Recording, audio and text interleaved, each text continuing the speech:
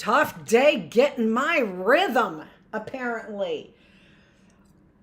But I think you all know why, so I'm just gonna relax a little bit and start reading, and we'll see. Everything is gonna play it by ear, I can tell. So, this is How Large is God? This is How Large is Faith, the chapter, which is chapter 6.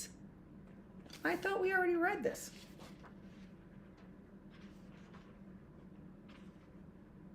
We did. Okay. So, No Place for a Small God by Howard J. Van Til. No space in this universe for God? Question mark. Much is being written these days, often in the same name of modern science, about God's place in our spatially vast universe. As I reflect on some of this literature, however, I am struck by a remarkable irony. Only recently, within the 20th century, have we learned how to measure the vastness of space in the physical universe. With optical and radio telescopes, we are now able to see galaxies and quasars at distances in the neighborhood of 15 billion light years. Furthermore, from the redshift and galactic spectra, we have learned that these astronomical giants are not standing idly in their cosmic remoteness, but they are receding from us at speeds roughly proportional to their distance. We are, by definition, at the center of the visible universe, that portion of the universe that we are able to see, even if there are galaxies beyond the 15 billion light year horizon and visibility, we would be unable to see them because their light cannot reach us. Light emitted from galaxies receding at speeds beyond the speed of light is redshifted to invisibility. Even more difficult to comprehend than either the vastness of space or the recessional motion of galaxies is the idea that galactic recession comes about not because galaxies are moving through space to even more distant locations in it, but rather because space itself is expanding. The distance to cosmologically remote galaxies is increasing because the amount of space between them and us is growing. The universe is expanding because the measure of space itself is increasing. Light from galaxies beyond the horizon of visibility is unable to reach us because the distance between them and us is growing at a rate greater than the speed of light. Clearly, our common sense, conceptual vocabulary regarding space and motion soon becomes inadequate to speak or think about such remarkable phenomenon. Because the universe is vast and growing ever larger, one might suggest then that there would now be more room for God than ever before.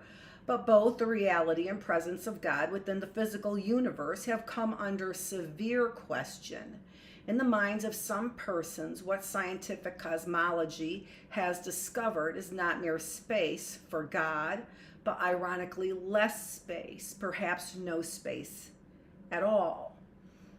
The myth of the self-creating universe. The first and very common version of the no place for God sentiment that I will consider in this essay is the simple presumption that the universe needs no creator because it possesses the capacity for bringing itself into existence from nothing. Authors inclined towards scientism would add that it is within the competence of science to demonstrate that our universe needs no creator as the source of its existence. In a brief book curiously titled The Creation, British physical chemist Peter Atkins says, "My aim is to argue that the universe can come into existence without intervention, and that there is no need to invoke the idea of a supreme being in one of its numerous manifestations." Let's see what's Atkins. Let's look at that reference right there, because that really is an awfully bold statement, isn't it? P.W. Atkins from The Creation. I don't know, but this is a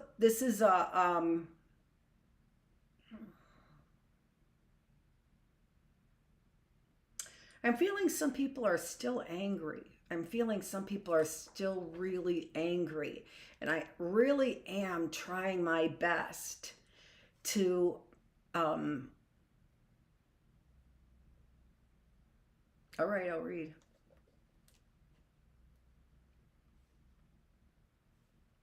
All right, all right, so this is from Atkins, which again, you can see the language change there, right?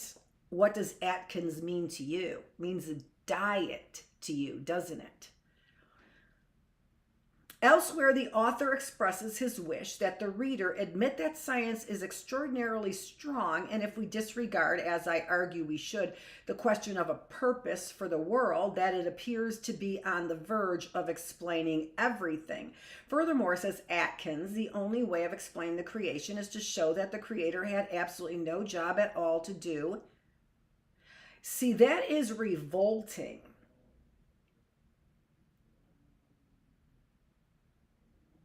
And so might as well not have existed.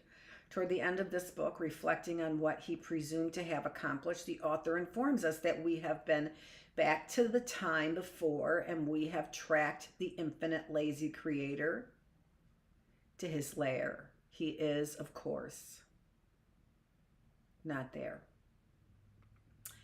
Atkins repeats this no need for God sentiment in a more recently published essay on the limitless power of science, in which his goal is to demonstrate that although poets and theologians have, by his measure, contributed nothing of value to our self-understanding, reductionist science is omnicompetent. Now remember what we're saying here, exactly the same thing that we were saying in the philosophical classroom just right before. These are his quotes. We want to continue listening so that we, yeah, you know what? You can keep your sirens going on all day and all night. It is clear that Atkins, this is the only way to attack what they're saying. They put it in quotes. Look for the quotes and then attack what they're saying. You don't know that this next sentence that's by the author of this is not attacking what they're saying. These are quotes. It is clear that Atkins has his own all-inclusive definition of science and that it incorporates a host of naturalistic, metaphysical propositions presented as if they were derived from what the rest of us ordinarily think of as natural science. Science, he says, Atkins, is in the midst of showing that the concept of existence can survive the absolute simplicity of stripped-down explanations and their ramifications. Thus, while poetry titillates this is a quote. Thus, while poetry titillates, theology obfuscates, science liberates. An unusual concept of liberation, I might suggest, if it entails the presumption that we and the universe of which we are a part process no ultimate significance of the sort that both poets and theologians aspire to articulate.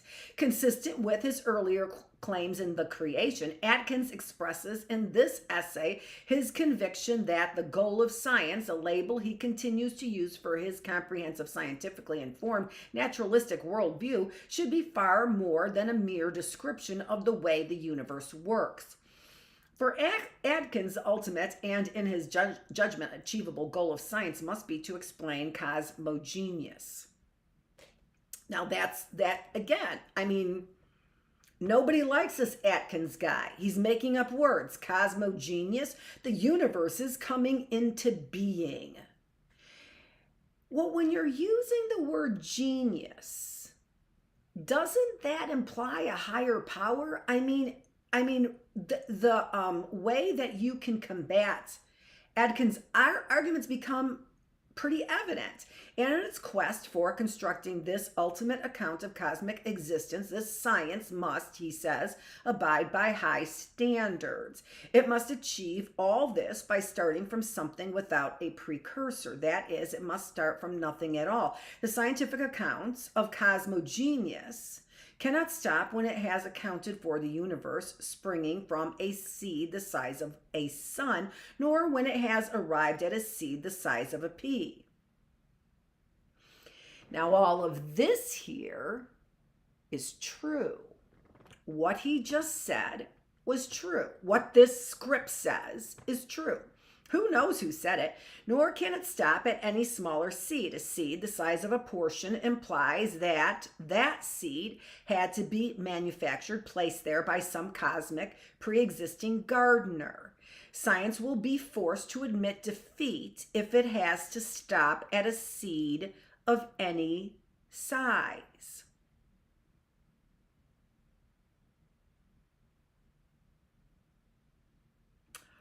That's a real powerful statement right there, right?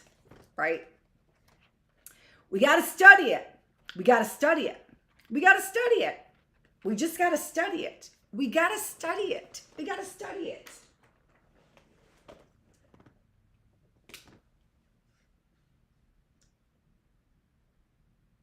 Science will be forced to admit defeat if it has to stop at a seed of any size. The atom, right? Electrons, protons, what's up there, what's down there. You don't have any scientific answers for any of it, nor is your study scientific, and that has been my complaint. And you know that's been my complaint. And you know it. You come back here thinking that you can use the same old bananas to bait your monkey. Fuck you. Fuck you. Fuck you. If we are to be honest, then we have to accept that science will be able to claim complete success only if it achieves what many might think impossible, accounting for the emergence of everything from absolutely nothing. Why the fuck do you need to know, you goddamn nosy rosies? Not almost nothing, not a subatomic, dust-like speck, but absolutely nothing. Nothing at all. Not even empty space.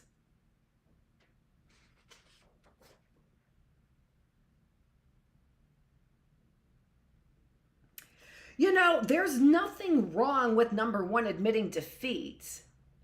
And then number two, saying, I believe the empty space is God. What a connection to me.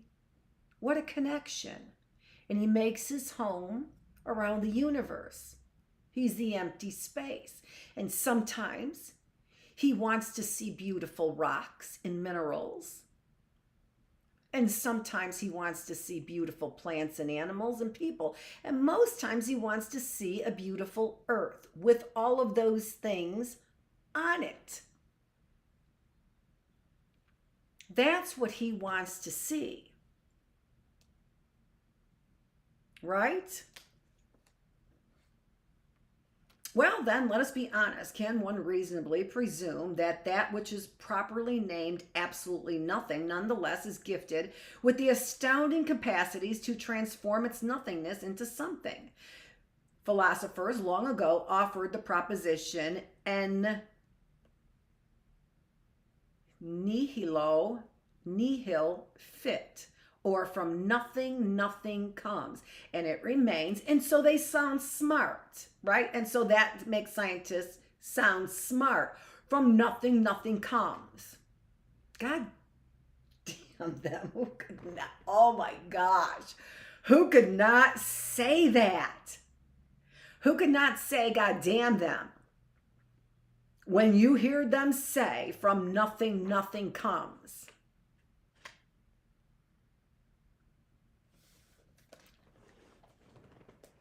And then that makes our scientists God, by the way. From nothing, nothing comes. That's our scientists, that's for sure. Anyway, we expect gods. You can have your scientists. All of a sudden, I can hear everyone say, no, I know. That started with Linda Beck practically. Yeah, I remember the comment I made. I remember. So, no, we don't need to study it like that. We don't need to know it in your biased ways. None of it. We could talk about the ideas. We have a billion books to talk about. You can talk about fiction. You can talk about nonfiction. You could talk about the perversion of history in these books. You can debate those ideas that maybe there's something to them and then say, but I can hear the racist overtones. And then all that gives you is a sharpening tool.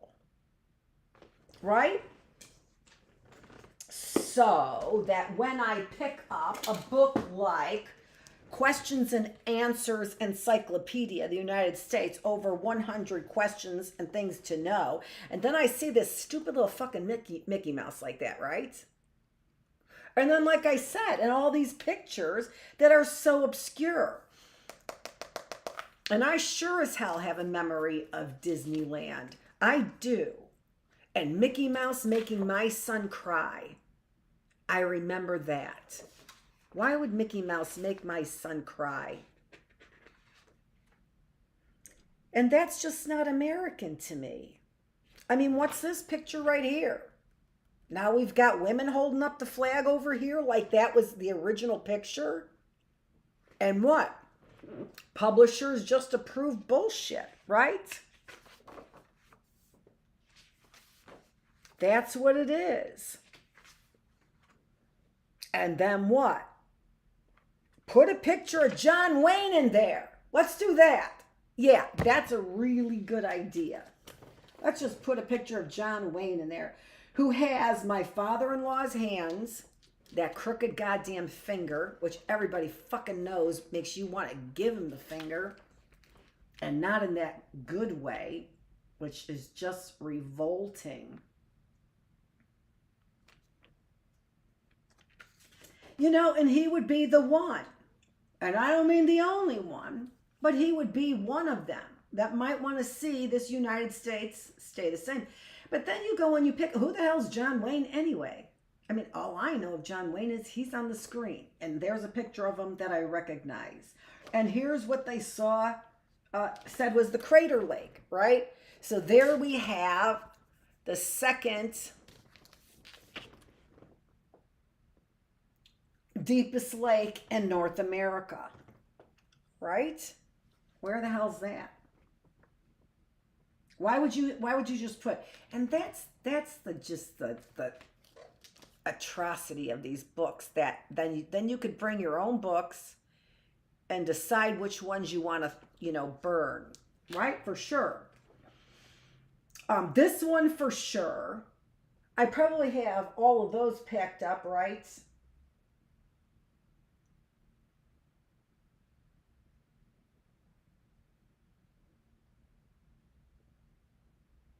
I know. Baby Feravich. Feraviches aren't babies. They're sons. They're boys. They're daughters. Right? It's kind of hard for me to say girls when I am saying grown women.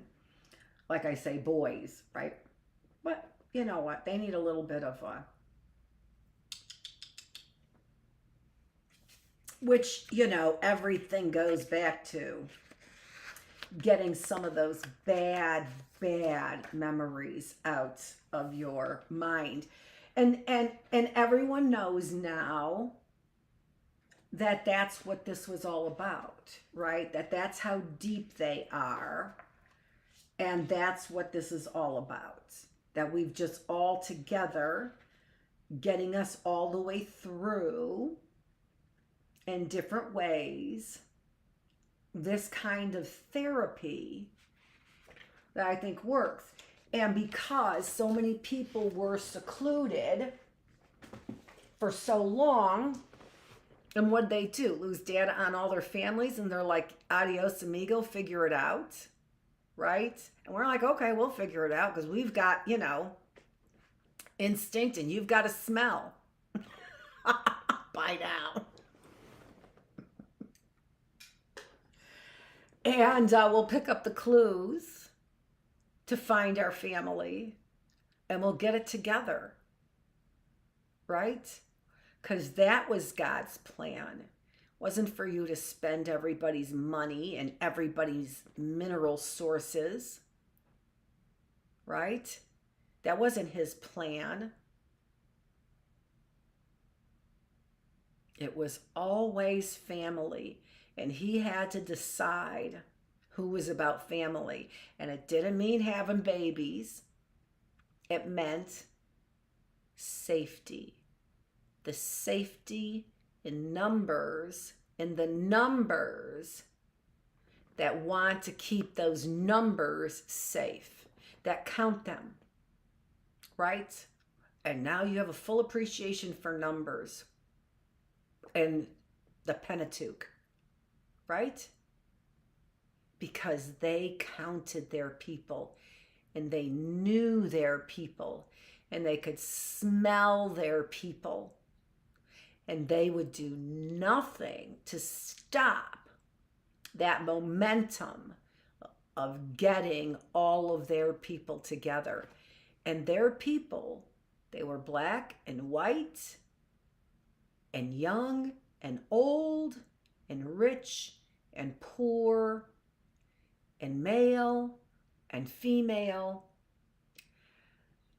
and all different kinds and forms of sexuality that demonstrate love. That demonstrate love. I've said, right? I mean, what are you going to say? I don't know. I don't know if just because you said that's taboo sex, that it's not, okay. It's just not okay for me right now. I doubt it will be okay later on. Right? And I would pick a husband who knew and understood that. And I wouldn't want him to pressure me to violate that standard of mine so I could smell shit in my bedroom. You know what I mean? I heard a fly. He's like, I know what you mean. Sometimes even I can't stand it. Anyway, I'm gonna,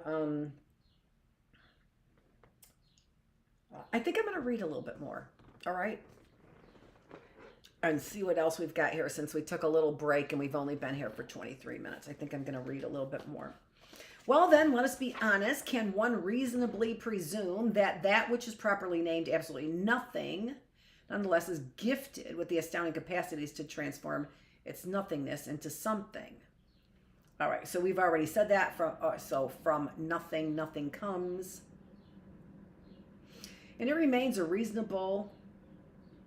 a proposition now, I believe, as it was in antiquity. As one philosopher expresses it, though dressed up in the guise of a scientific theory, the thesis at issue here is a philosophical one. Namely, can something come out of nothing? The principle ex nihilo, all right, from nothing, nothing comes, seems to me to be a sort of metaphysical first principle, one of the most obvious truths we can intuit when we reflect seriously. Same person quoting, right? This is Atkins still, that was a quote. One might well propose the eternal existence of a something that possesses the capacities to transform itself or to bring something else into being, but to propose that absolutely nothing produces by any means any form of something strikes me as a singularly vacuous proposal. Now that's the author. But Atkins asks for even more of his absolutely nothing. God, that's beautiful. It must have the powers not merely to produce a something, but a something as remarkable as this universe. Many authors have called attention to the noteworthy list of anthropic cosmological coincidences that characterize the formational economy of this universe. And this is where I do believe that Lee Strobel ended up getting in the game, right there. Many authors have called attention to the noteworthy list of anthropic cosmological coincidences. The fuck? What? What? Why don't you study that? That's what I was thinking. And so let's write a proposal, right? Let's write a proposal, right? Okay. And then we'll get our money going. And then, because there's 3 words there and lots of syllables. So if we were to break each one of those syllables into a 5-year research contract, I could do it. And then anthropic, thropic. Anthropic. Let's study that. Can an ant throw a pick? Next on Maury Povich. And that's how it gets started. That's how that bullshit gets started.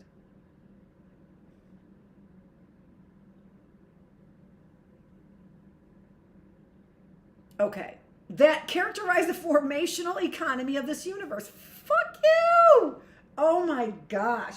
I mean, you keep reading and you know why you have to take so many breaks, right? And you even have to take your glasses off so I can't see anymore for a little bit. I know. These are, this author is paraphrasing from Atkins. By the term formational economy, I mean the set of all capabilities resident in physical or material systems that contribute to the self-organization or transformation of any inanimate or biotic form in the universe.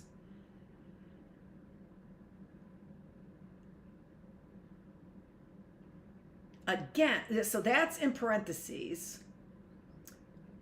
In quotes is formational economy, so the bullshit term, right? And then what it's paraphrased by the author to mean, okay? Without going into the details, which can be found in a number of excellent sources, the essential point is this. If, as appears to be the case, all of the life forms, including ourselves, now present in the universe, have been actualized as the outcome of matter's capacities for self-organization and transformation, then a lengthy list of matter's particular properties and capabilities must be just right. That's exactly what I said. There's Lee Strobel, right, Strobel, whatever. Oh, hey. Hi, Mike and Jan. Right there.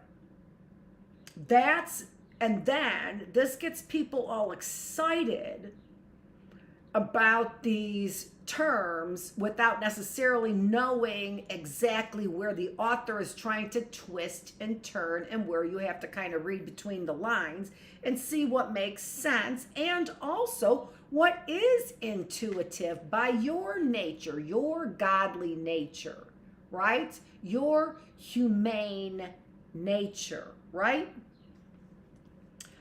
So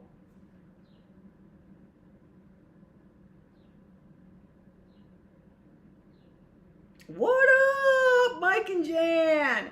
If, as appears to be the case, all of the life forms, including ourselves, now present in the universe, have been actualized as the outcome of matter's capacities for self-organization and transformation, then a lengthy list of matter's particular properties and capabilities must be just right. And so they get pinned as the people who are supporting, well, I guess if Lee Strobel said it needs to be just right, we better investigate with all the money in the world this fine-tuning. Jesus Christ, can somebody freaking fine-tune my glasses? You knew she was going to say that. Who didn't?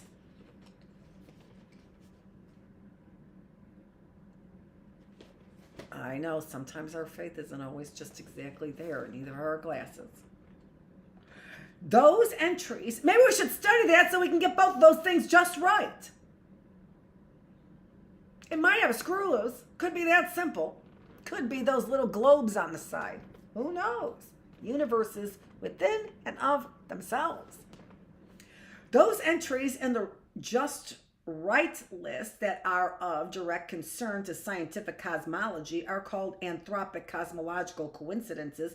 Anthropic because they are perceived to be prerequisites for the development of the human life form. Cosmological because they affect the outcome. Look at, see?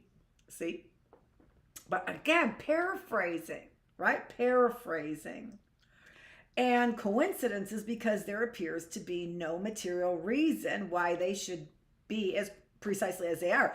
One way in which these coincidences can be made to appear unexceptional is to posit the existence of a myriad of possible universes, of which ours happens to be one, with an anthropically just right set of properties. Another unbelievably beautiful statement. I'm going to highlight it, let you reverse that to get it if you need to. I'm going to say it again in just a mere second, but it is a really heavy duty statement here. So if you begin to take a look at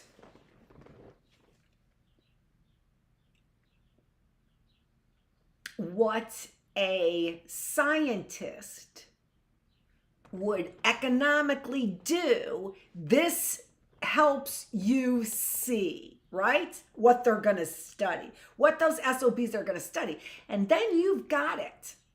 What I mean by that is you've already predicted the waste of money and the direction of their economy, if that's their intention, to waste money and turn this earth in a direction which is dependent on our minerals, and capitalism, which would hoard those minerals for future use, right? So here is not the authors. He is paraphrasing and predicting based on their continued process. Based on their continued process, this author is predicting what they're going to do. One way in which these coincidences, because who wouldn't want to study out of all those three things, anthropic, cosmological, or coincidental. I would start with coincidental. Jesus Christ, if it's coincidental, GD, sure, I'm going to get my case, right? So let's start with coincidental. One way in which those coincidences can be made to appear unexceptional is to posit the existence of a myriad of possible universes, of which ours happens to be one with an anthropically just right set of properties. Well, then, it is limitless. The study and the possibilities are limitless if we need to study the just right sets of properties, just like Lee Strobel said we're supposed to. Universe not having such a propitious set of properties will, of course, contain no observers to note the failure of their universe to make their existence a possibility. While such a proposition may constitute a clever logical strategy for avoiding the task of explaining these coincidences, one must wonder how it makes its move from a logical possibility to an intellectual satisfying explanation of why this universe is as remarkable as it is. And that is one of the most remarkable statements anyone could make. I don't know. Thank you, Howard Van Til. That is one of the most remarkable statements in this time and curiosity. And do we go forward? Do we go backwards in our thinking, in our history, in our language? Where are we going with all that? That is one of the most profound statements I've heard. So I'll say it again. While such a proposition may constitute a clever logical strategy for avoiding the task of explaining these coincidences, you have a task. You said you wanted to start with coincidences. We said okay. Start with your coincidences, right? If that's where you want to start there.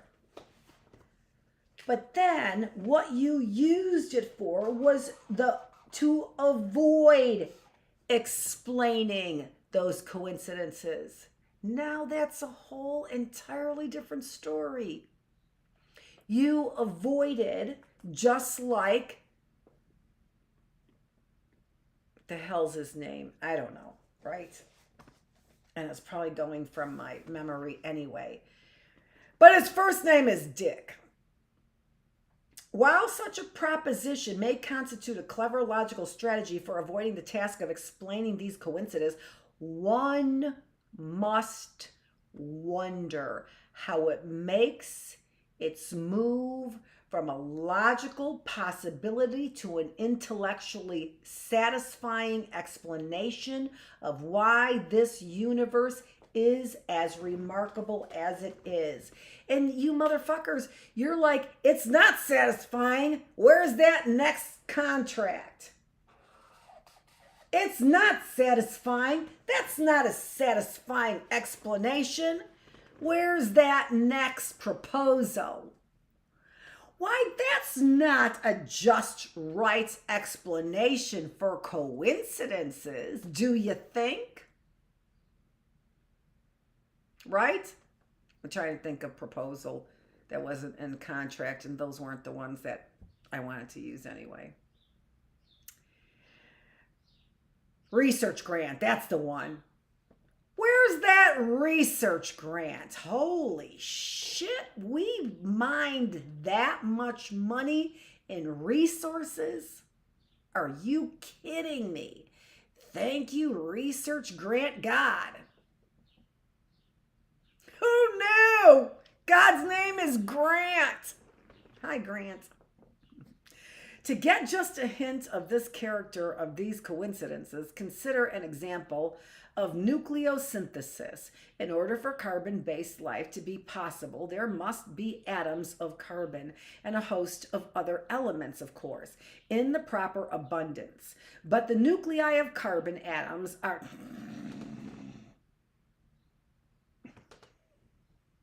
Those jokes aren't funny sometimes, are they? Oh, I was starting to get those earlier, and I was like getting a little queasy in my stomach.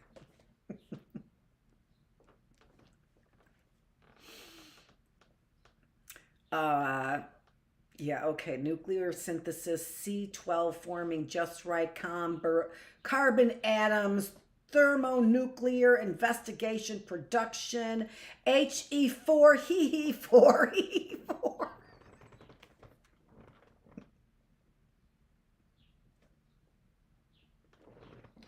Remarkably, it does at 7.6549 MeV. The B8 plus He4.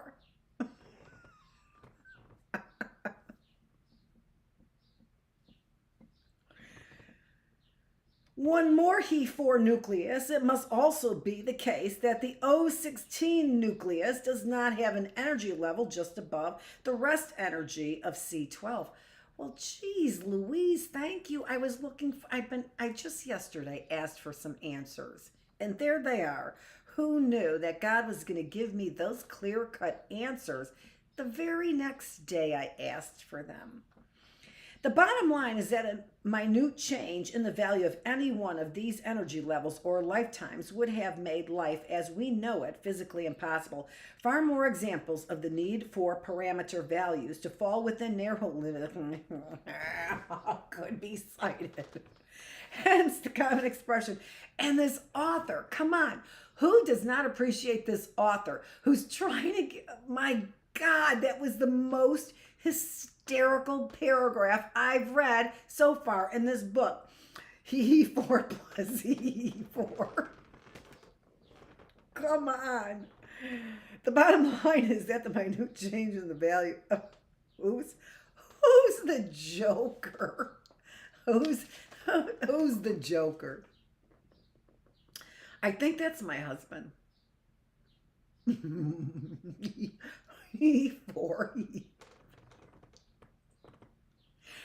He4. Oh. He4.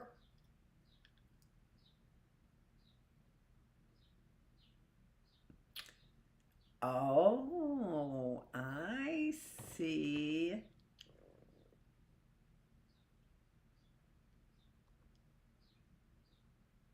Is that today?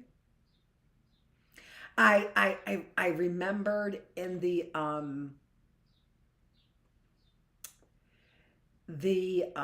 slide thing. So she did the little slide thing and I saw her and I remembered. Look for strangers. That's what she did. Any strangers? Any strangers? Because you don't know. You're having fun. You're sliding down the slide. Your skirt might fly up.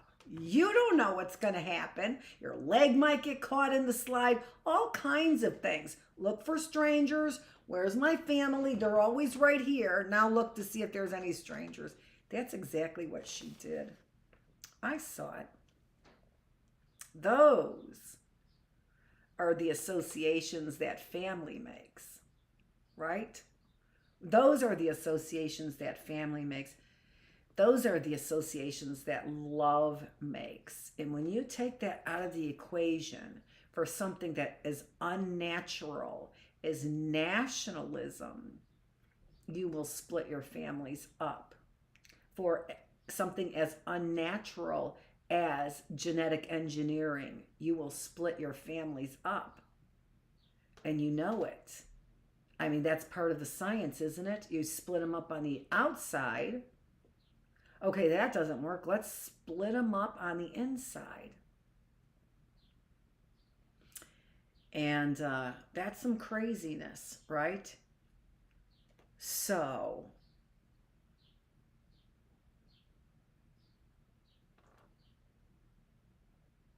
I don't know. I'm going to read a little bit more. I'm just going to read a little bit more. We'll see. We're only at 42 minutes, so, you know, I might as well read a little bit more. In our universe, the only viable... Let's see. Where was I?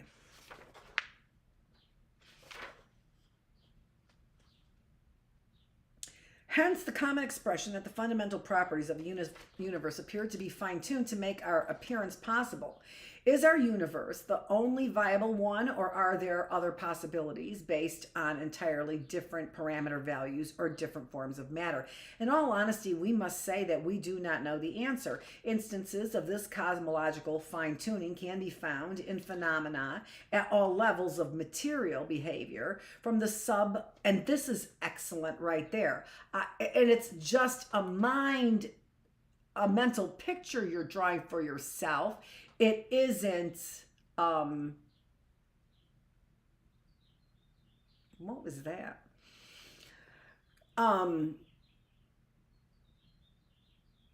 Instances of this cosmological fine-tuning can be found in phenomena at all levels of material behavior, from the sub-microscopic world of elementary particles, in which the relative strength of the four fundamental forces, gravitational, electromagnetic, okay, must slide. All right, that wasn't, damn it, I lost my point when I did that to my little temple right there. In our universe, the only viable one, and that also is an important point. The only viable one, we don't know the answer. Answer. Instances of this cosmological fine-tuning can be found in phenomena at all levels of material behavior, from submicroscopic world of elementary particles, in which a relative strength of the four fundamental forces must lie within a very small range of what is observed to be the case, to the macroscopic world of galaxies receding from one another at the rate of spatial expansion, the exact value of which is crucial to the time scale of cosmic history, right? So, in this fine-tuning, we see these same levels at our cellular level, at the neuronal level, right? And all of these same forces. So if we can observe those forces without having to put our hands on them, why wouldn't we? And by the way, they're not giving us answers like he4 plus he4, which in this author's whatever, wherever those numbers come from, they could have come from the jokester himself, right? It's to prove a point. All this money, all these resources, when you see the same kinds of interaction at all levels. So why is it that you can't generalize what exactly is going on between behavior, your behavior, and the consequences of those behaviors, and how they then benefit you and you alone, or many other people as well, right?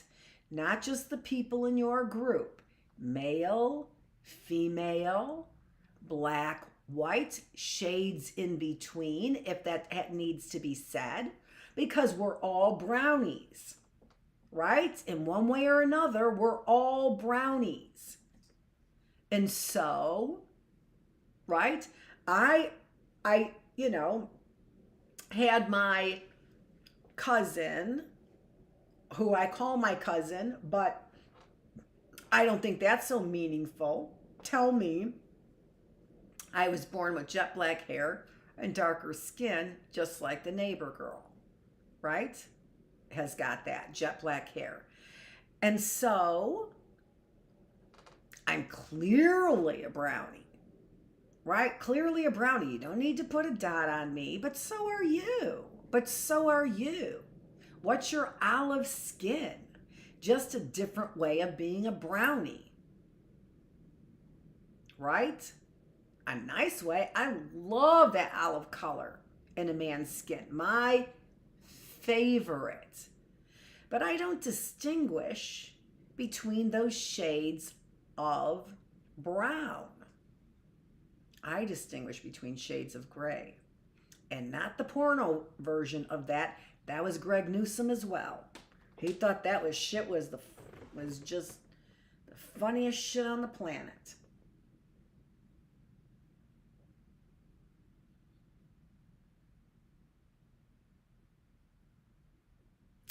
In case after case, the more carefully we look at what appears to have taken place in the formational history of the universe of galaxies, stars, planets, and the atoms of which we are made, the more we become keenly aware of how dependent our presence is on the precise values of an extensive menu of fundamental physical parameters. Expanding the scope of our scrutiny to the biotic world and the formational history of life forms, we would, I believe, become even more astounded at the encyclopedic list of anthropic biological coincidences regarding the properties of behavior of atoms and molecules that must have been satisfied in order for our appearance in the macroevolutionary drama. And that's a great word as well, because that's exactly what they're looking for. So if you didn't get what that author was saying right there, what the author was saying right there is, and oh, by the way, we can fill another encyclopedia of terms whereby each one of those terms has got a research grant, right? Regarding the properties and behaviors of atoms and molecules that must have been satisfied in order for our appearance. So that's what they're saying in this macroevolutionary drama that they've created. What they're saying, and what this author is paraphrasing, is their words. Oh, gotta study it. In full awareness, I presume of the fact that our presence is dependent upon the actuality of numerous anthropic coincidences, the few that we know about, along with the presumably far longer list of those that we have not yet discovered, Atkins nonetheless maintains his unfaltering faith in the competence of naturalism to provide an explanation of cosmogenius from within the workings of nature itself. Now, that is a perversion of naturalism or naturalists, and that's where people ended up hating naturalists, is because they associated with this non-stop pursuit of God, which came in from the scientists and the economists and the capitalists. That such a universe as ours did emerge with exactly the right blend of forces may have the flavor of a miracle and therefore seem to require some form of intervention, but nothing intrinsically lacks an explanation. Okay. That's a mouthful. Another stinking mouthful right there from Howard. But nothing intrinsically lacks explanation. And by the way, if you scientists are lacking an understanding of the explanation, that means you can't learn. You can't generalize. You can't learn. You don't have intrinsic feelings. So maybe you don't have intrinsic values. And that's what you need to have intrinsic value. You need intrinsic values. Let God guide you a little bit. Let him guide you a little bit in the language of love is what we're talking about, right? And you will understand that we don't need those universities and those scientists, and that means the medical community or the pharmaceutical industry. We don't need any of it because nothing intrinsically lacks explanation. That might be the title of tomorrow's, if we're here tomorrow, you know how it is. You know how it is. This is Dr. Annette Feravich. Thanks for sticking with me and making me feel like, like I'm just one of the group trying to make things happen, trying to make a change for the better. Thanks for joining me here in the classroom, in the reading room, where we are reading the book, How Large is God? The Voices of Scientists and Theologians. And this chapter is by Howard Van Til. It feels like some people still aren't convinced about my intentions. And that, again, you don't want to. You just don't want to. And that kind of desire is fully undesirable. Thank you for joining me here in the reading room, in the classroom where I'm the teacher. That was day 339, and we do have to change it on the calendar because sometimes that's the only way that I might actually have known I got the day right? We at least have to change it on the calendar here on our chalkboard. Even if it's for the end of the day. And then we might as well finish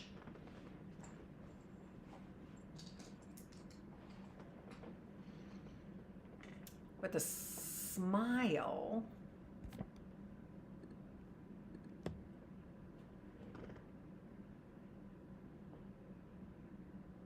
Oh, that could be my new one, right? What a joke. It's not a joke. I might have to change this. I don't know. I don't know what the F they mean by overtime. Ot. But I do know some people had some really bad intentions, and that is unacceptable in the United States of America. People with bad intentions, that's unacceptable in the United States of America, that's for sure. Dr. Annette Feravich, thanks so much for joining me. It is April 21st, tomorrow.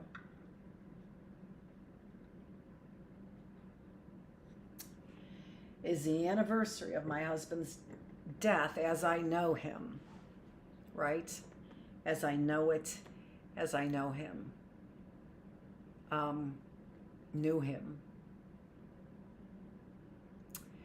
So we'll remember that tomorrow, and then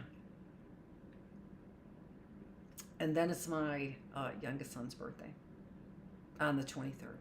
So we are all praying, and I'm asking you to pray, and I'm asking you to pray.